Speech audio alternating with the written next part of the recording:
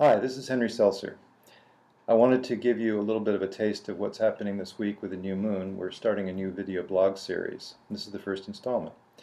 And I wanted to also mention, before we get into that, something about our company, Astrograph Software, makers of Timepassages, astrology software. And of course it runs on the iPhone, soon to be the Android as well, mobile platforms, and on both desktop platforms, Windows and Macintosh.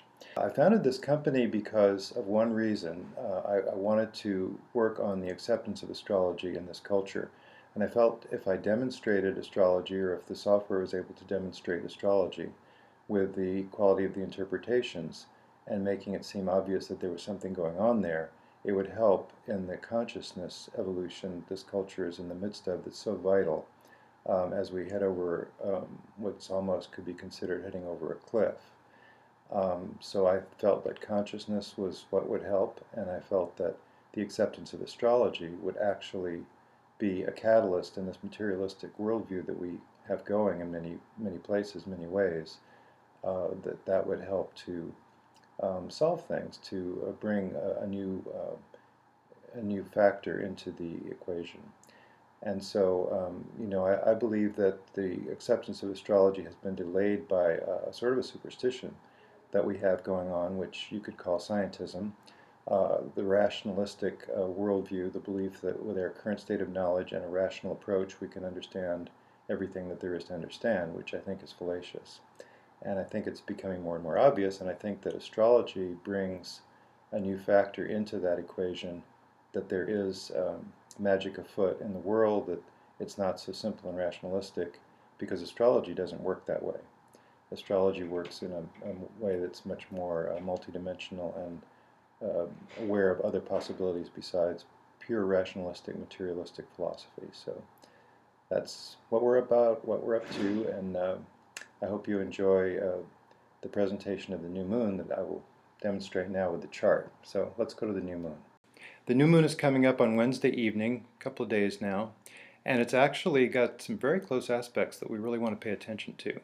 One is you can see how close Mercury and Mars are to each other, and they are both at 14 degrees of Cancer, very close together in their minutes of a degree, and they are exactly opposite to Pluto. Now, this is very important. So Pluto is really emphasized in this next new moon, and it's right in the middle of Capricorn, where it's been for all this time. So wherever you've been experiencing transformation, you will continue to experience that in a very profound and poignant way in this new moon that's coming up.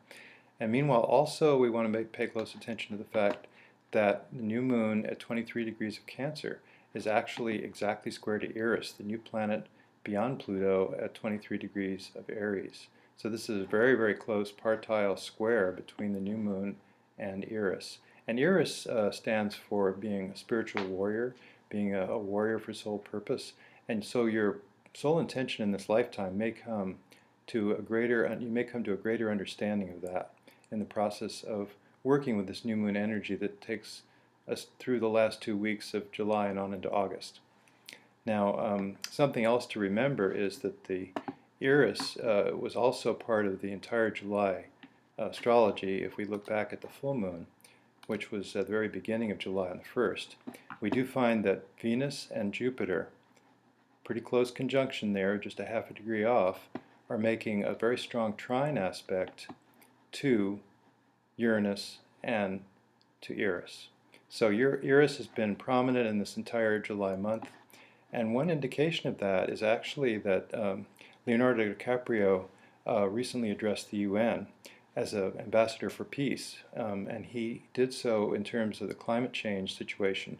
So if you want to check that out, you can Google Leonardo DiCaprio global warming, and you'll find it on YouTube, and it's a very poignant clip where he just says it like it is, speaks very directly and personally, and tells the UN they better get going. It's time to get going on this. So it's a good example of standing up for yourself, standing up for what you believe, and making a strong statement for that. Well, that's all we have time for today in this first installment of our new video blog series. And I did want to reemphasize that terrific speech by Leonardo DiCaprio at the UN. This was a speech that he made last September at the meeting of the UN on climate change, and it's just recently gone viral, and so it's been all over the internet. In this month when Eris is emphasized in the astrology, which I find quite fascinating. My book on Eris is called The 10th Planet, and explores this idea of Eris as a spiritual warrior for soul purpose, and I present a lot of evidence in the book for this. And it's available at Amazon and also AFA bookstores. And of course the Timepassages software is available on both Windows and Mac. Our website is astrograph.com. It's also available on the app, the Timepassages app, which is very handy on the iPhone, and we're working on the Android platform as well. So that's it. Take care. Have a great week. Bye.